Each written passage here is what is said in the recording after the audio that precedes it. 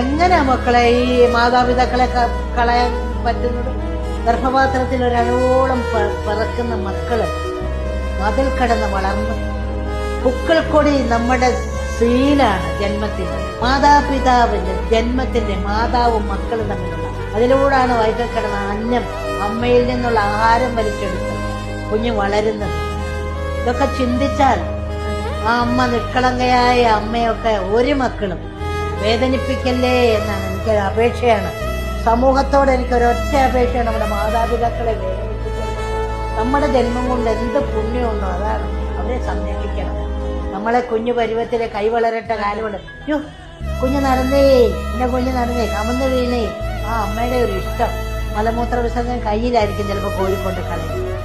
ഇതൊന്ന് ആടെ എടുക്കുന്നത് മാരകരതല്ല, വഴി കയറിയിരിക്കുന്ന തള്ള അല്ലെ തന്ത മൂതുക്കരെ കിടക്കും. അയ്യോ,